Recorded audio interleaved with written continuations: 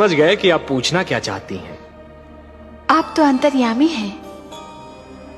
लगता है आप हमारी धरती पर घटने वाली घटनाओं से पीड़ित हो उठी हैं। हाँ पद्मनाभ, मैं बहुत दुखी हूँ।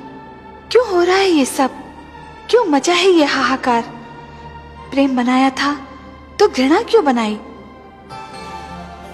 जो हो रहा है, हो सकता है वो वही हो जो स्वयं विधाता ने लिखा हो।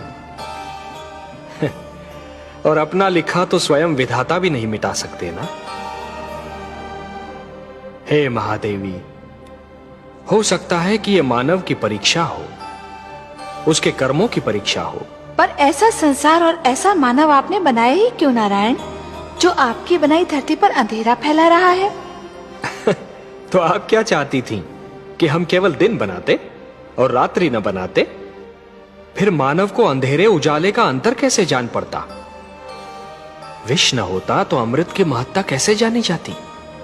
पुष्प के साथ कांटे न होते तो पुष्प के सौंदर्य को कौन जान सकता? पतझड़ न आती तो वसंत ऋतु इतनी सुहानी कैसे लगती? हमने मानव को बनाया है देवी। मानव इतिहास को बनाने का कार्य हमने अपने हाथों में नहीं रखा, वो तो उसी पर छोड़ दिया है। अभी तो उसे अपनी शक्ति का आभास हुआ है। इसी से उसे न्याय अन्याय, सत्य असत्य, धर्म अधर्म और पाप और पुण्य की जानकारी भी होगी। हमने बुद्धि दी है मानव को, विवेक दिया है उसे। और यदि मानव ने विवेक से कार्य नहीं किया तो? यदि धरती पर रात्रि इसी प्रकार दिन को निगलती रही तो? अंधकार प्रकाश को डसता रहा तो? तब क्या करेंगे आप? चिंता मत कीजिए देवी।